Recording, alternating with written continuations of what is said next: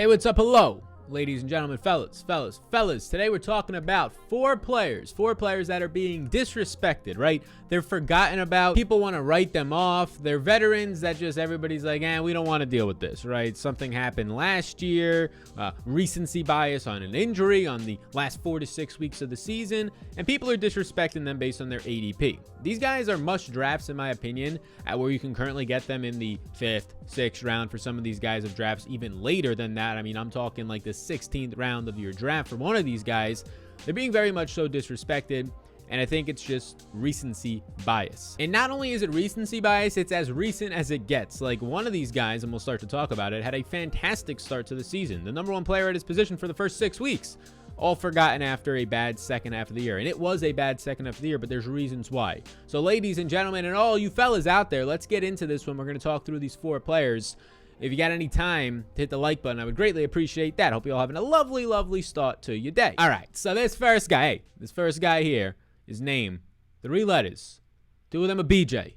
OBJ, Odell Beckham Jr., currently going as the number 65 overall player. I'm higher than consensus by a little over a half a round, closer to around my 57th overall player. Now look, Odell Beckham Jr. is coming off of a torn ACL, and the year before his torn ACL was his first year in Cleveland, a year that was not that good. But can we blame him that much? A new wide receiver heading to a different team, and you've seen it recently, like DeAndre Hopkins, Steph Diggs, the elites of the elites breakout, but different situations. Those guys attached to what I would call much better and versatile quarterbacks. And Josh Allen, who took one of the biggest leaps you'll ever see from year 2 to year 3 as a quarterback. Baker Mayfield has been solid, but much more so a system quarterback, and that's not by any means is that an insult. I mean, he is very good within that Kevin Stefanski system. But guys like Josh Allen and Kyler Murray can work in many of different offenses, I would assume. So Odell comes over for the first year, which getting acclimated to a new offense is always going to be a thing. He was coming off of surgery heading into that year. And then there was other things that ended up happening, like turmoil within the team for the Browns in terms of the coaching staff and the organization. So Odell has his worst season the last time we saw him fully healthy in 2019. Worst season ever by far, finishing as the wide receiver 32. But now every single fully healthy year, including that one that was terrible for him, he's had at least 124 targets in. He's had at least 1,000 yards in every season that he's been fully healthy. And if you take away that season where he finished 33rd in fantasy points in 2019, well, he was hurt in 2020, and these are the rest of his finishes. In 2018, he was 7th. In 2017, he got hurt, but over his first 4 games of the year, he was in the top 7 in fantasy points per game. In 2016, he was 6th in fantasy points per game, and then 3rd and then 1st. That is his career. So that one bad year, and then he gets injured. So I can assume and I can see why people are having the drop off. They're trying to project, okay, this is the end for Odell Beckham Jr., a guy who came into the league very young and is still relatively young for another year or 2 of production, if not more, at the wide receiver position, who is versatile and can go into the slot. And it's one thing to say that I don't think he's going to finish top 10, right? Like, that's where he's ranking all those other years outside of 2019. I don't think that. I just think that I have him as a top 25 wide receiver. He goes off the board, depending on the ADP you're looking at, wide receiver 28, wide receiver 30. I'm about 10 spots higher on him in overall consensus of all the players. So I'm fine going back to the well with somebody who can be a major upside hit in like the 6th round of your drafts right now. And the other thing to point out is that people are going to maybe have the nerve is the word to say that Odell Beckham Jr., this team is better without him. Absolute nonsense. Now, the second half of the year, they hit their stride last year, but you can't just be looking for the sound, right? You can't just be looking for noise and assuming that you can build a narrative off of that. Saying that Odell wasn't on the team when they started to get good at the end of last year, and that's the reason why they're better, is completely wrong. They would have been even better with an alpha stud receiver on the outside and moving into the slot last year, instead of relying on guys like Jarvis Landry, a slot receiver, to play the outside for them last year. The main reason they started to hit their stride was the Kevin Stefanski offense. The play action passing started to click. And the big reason why it started to click, you run the ball first with that offensive line that was fantastic that they built 2 years ago, was Nick Chubb returned from injury. So yes, Nick Chubb returning from injury sets up the play action nicer. It lets Baker settle in and they start to roll and they start to win games and the defense starts to come on. It wasn't that Odell wasn't there. There was much other reasons, or much more impactful reasons, as to why they started to roll. Thinking that Odell makes this team worse is just one of the worst takes I could possibly find in football out there. I'm not concerned of coming off the ACL with modern day medicine. Odell is being disrespected and he's a must draft. And as we get into this second player, let me know who is somebody who you think is being disrespected in drafts, and you keep drafting and saying, hey, I'll take it. I'll take the discount based on this disrespect. Let me know in the comment section down below. Now, the second player that I want to talk about, this second player here, is another wide receiver who just had a career year potentially last year. Like, there's always so many solid years that this guy has, but the end of the season was definitely fantastic. And the reason he's going so low is because his quarterback is potentially, and it's very much so looking like based on FBI investigations, but we'll let that play out, a scumbag. Brandin Cooks is going 99th overall right now. He's almost outside the top 100 in ADP. He's my 71st overall player. I mean, I'm 2 rounds higher than consensus on this guy right now. Let's just paint the picture of this, right? Deshaun Watson doesn't play this year. if that's the case, and that's where it's looking like right now. He's going to be inactive for all these games unless he ends up actually getting suspended or kicked out of the league. So what you get is Brandin Cooks on this team with Davis Mills and Tyrod Taylor. Now, those aren't great quarterbacks by any means, but Tyrod Taylor is expected to start, and maybe he is one of the worst 32 starters that'll be in the league because the NFL with quarterbacks is just loaded right now, but I still think that he can get potentially the only playmaker in this offense the ball. They have Nico Collins, the rookie third-round pick they traded up for, who I really do like, but if you're just looking at reliable options right on paper right away, that's Brandin Cooks, who you can get right now in the 8th to 10th round of your drafts. Just look at this offense. They don't have an elite running back, let alone an elite pass-catching running back, with them going to be cycling through the dust of David Johnson, Mark Ingram, and Philip Lindsay, who's solid, but cycling through all of them. And they don't have an elite pass-catching tight end or a pass-catching tight end by any means to even begin with. Brevin Jordan, the rookie, is he going to step in, right? A guy who was really not that great in testing measures in the draft. I don't really know what they have out there. And then who's the other receivers? Anthony Miller's already banged up after the trade. Kiki Kute in the slot, Nico Collins on the outside, Chris Conley for depth. It's going to be Brandin Cooks. So even if you think that the offense stinks, and even if you don't like Tyrod Taylor, this man is going to be fed potentially upwards of 130 targets this year, and that guy is going outside the top 35 wide receivers. That is a mistake. Last year, he ended up having a fantastic season. He ranked inside the top 15 in yards after the catch. So even if you don't think that the quarterback can get him the ball, he does a lot on his own after that. He finished the season with 39.7 fantasy points in week 17.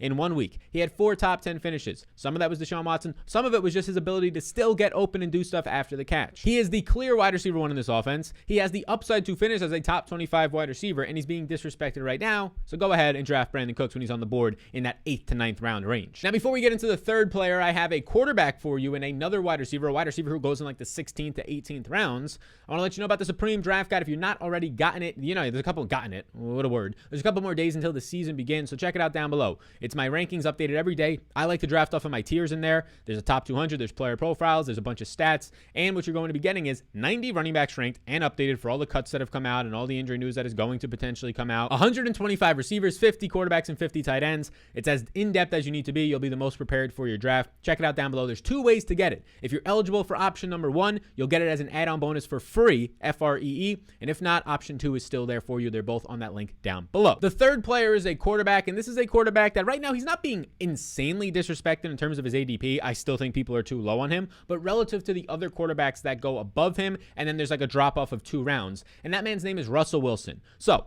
you're going to get all the top guys to go ahead of him. The Mahomes, the Josh Allens, the Kyler Murrays, the Dax, the Lamar Jacksons. Those guys will all go ahead of him. Some people even take Justin Herbert ahead of him. Maybe even Aaron Rodgers or Tom Brady ahead of him, depending on the draft that you're in. Right now, Russell Wilson is being disrespected in where he's going in drafts, and I don't really understand it. Just look at how last year went. I mean, last year was as good as it possibly can get for Russell Wilson, finishing as quarterback 6. Obviously, could have gotten a little bit better, but this was an MVP candidate for the first half of the year, and the second half of the year, things started to break down. Now, why did they start to break down? Well, he started turning the ball over more. Why did that happen? Well, Tyler Lockett got hurt at the midway point of the season, but he played the entire season gimpy, the entire season. So that hurts when you only have really 2 pass catching options, and one of them is playing gimpy. And then number 2, the offensive line was absolutely atrocious, breaking down. Some guys were lost for injuries here and there, nicked up, and it was really bad, which might actually explain a 3-year high in rushing yards for over 500 rushing yards for Russell Wilson, ranked 4th in rushing yards last year. A lot of that was off of scrambles. I don't know if we can rely on that this year, but it was nice to at least see Russell Wilson being back to using his legs, which he was a little bit timid on, even though he had bad offensive lines in the past as well. He was timid to use those, rushing for about 200 yards less each of the past previous 2 years. So a lot of people here are using recency bias. It's like the Odell thing, right? It's, Odell, he was hurt last year, the year before that, he stunk, even though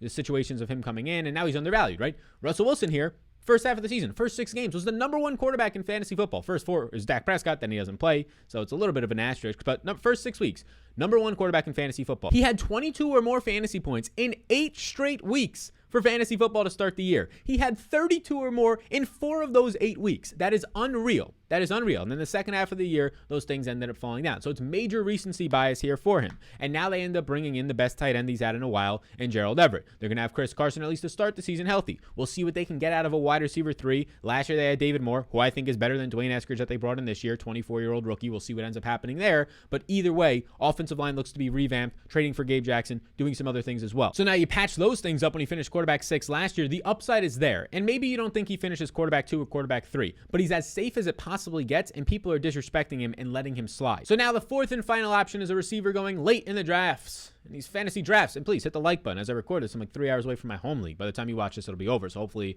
there's good Wi-Fi. Ain't nothing went wrong with the picks. No auto picks in the draft. We've been doing it for like 8 or 9 years. So hopefully these people don't fuck it up. But this man goes 215th overall. People who still play with kickers in their league, and some play with defenses. Some of my leagues have defenses, but kickers in their league. I mean, come on now. Come on, if you're a commissioner of the league, what are you doing? You don't like to have fun? You just like random events happening where there's no skill-based stuff and kickers? You just don't like fun, huh? You really just don't like fun. Keeping kickers in your league and not having 3 to 4 flex spots, absolutely a brutal league to be a part of. Could never be me. I think I'm in some of those leagues, sadly, but I'm not the commissioner of those motherfucking leagues. This man goes 215th overall, with those kickers and defenses in some leagues going ahead of him. He's my 150th overall player. I am 6 to 7 rounds ahead of consensus on this guy. Now, I don't have to take him there because I'll just end up waiting for him, right? And I still am in some of these underdog drafts. And this man's name is Marquez Valdes-Scantling on the Green Bay Packers this year. Now, their receiving core looks a lot better, right? They end up bringing in Randall Cobb. They bring in Amari Rodgers. Hell, they had Devin Funchess until he got hurt in the preseason. And as your wide receiver 6, that's not that bad. Much deeper than last year when they were relying on Darius Shepard and Malik Taylor, who's still on the team, but to be their wide receiver 3s at different points in the season last year when Allen Lazard was hurt, a much deeper receiving core. So maybe that's why people are lower on him. But the main reason why I think people are lower on him is because he led the league last year with a 14.3% drop percentage. And by no means is that good. By no means at all is that good. But just like Jerry Jeudy and just like some of these other players, Deontay Johnson, that we like and we've been talking about, drops are not sticky. They do not stick. Getting open deep like MVS does often, especially when you have the MVP quarterback, Aaron Rodgers, coming off of last year, throwing you the ball accurately, getting open is the skill. Actually catching the ball is potentially the easiest thing a wide receiver has to do outside of lacing up their shoes. MVS was 5th in yards per reception and led the NFL in average depth of target at 17.5. On average, every target he saw was 17.5 yards down the motherfucking field, leading the whole NFL. That's upside, baby. He had a career year last year with 6 touchdowns, over 600 receiving yards in his 3rd year in the NFL. Second real year to actually get into play. He saw 22 targets of 20 or more yards, which is top 12 in the NFL last season. And he ran a very respectable 461 routes. He stayed healthy. I mean, 461 routes is not like top 10 in the NFL, but it was top 40 in the NFL. And for a guy who right now is going as a 215th player outside the top 70 wide receivers, that's not that bad. He's getting a lot of usage on the field, which is fantastic. Rodgers has been talking him up as recent as 3 days ago in a press conference, spent 10 minutes talking about just MVS and the work that he's done in the route running this offseason with Devontae Adams and how much crisper, especially in the short to intermediate range, he looks rather than just the go routes downfield. I mean, if he adds anything into that 8 to 12 range where the Packers rely on, like this is the Packers offense. Take the 5 to 7 yard check down to Devontae Adams or Aaron Jones, the quick throw, right? The very quick throw, because Rodgers can do that and he can get it on the numbers quick. One of the quickest releases in the NFL. And then you have the 60-yard bombs to Adams, to Lazard, to MVS. You can make the defense keep guessing. You can open up both parts of those. If you do both of those efficiently, you're going to dominate. And that's exactly what they did last year. If MVS opens that up, you're going to see a lot more targets coming his way on those quick slants, on those quick out routes for 5 yards. And that's going to pile up for PPR purposes. And then he hits you over the top. He's the clear wide receiver 2 on this team. Yes, Randall Cobb was brought there, but now he's 32 years old. And I think he's going to be solid in situational plays, but he's not going to catch 80 balls. He's going to catch probably 40 to 45 balls to 50 balls at most this year. Amari Rodgers, yes, he was brought in, but he's the backup to Randall Cobb. Allen Lazard is going to rotate in and out. He'll be in on 4 wide receiver sets. He'll rotate into the slot. He'll rotate in for MVS on some plays. But MVS, for the most part, probably will be second on this team in wide receiver snaps behind Adams. And what was last year arguably the best offense in the NFL. If not top 1, top 2. So go get MVS because he costs nothing. There's upside in the 16th to 17th round. I'm trying to get him in almost every single draft. And if you don't like him, just cut bait with him. But there's upside there right now. Because week 1, if he ends up going off for 7 catches, 105 yards and a touchdown, and it's just not those 3 catches for 80 yards and a touchdown where he just has the one big bomb, and he's actually bringing something else to the table, watch out. He's going to massively pay off that 16th, 17th round pick that you have to spend on him. So thank you. These are 4 guys that are being disrespected for some fucking reason, whether it's drops, whether it's their second half performance, whether it's tearing their ACL. They're being disrespected for the wrong reasons. They're not being talked about enough. I think you should draft these players this year, and you should not avoid them. So thanks for tuning in. Hey, before you go, hit the like button. If you're brand new here, let me know in the comments. Let's chat. Hit that subscribe button as well, and check out the Supreme Draft Guide down below. We're dropping videos every day up until the season starts, and then, every day after that, with live streams coming back as well. So be sure to stay tuned to the channel, hit the notification bell, be updated by all that. Check out the Fantasy Football 2021 playlist. It's probably at this point got like 50 to 100 videos in it for you to dominate your drafts, heading right into the season and get going for DFS, for betting, all that stuff week in and week out, setting your lineups. You're here, you're in the right spot. How you doing? I appreciate you being here. There's your schmacks for the day. I'll see y'all in the next one.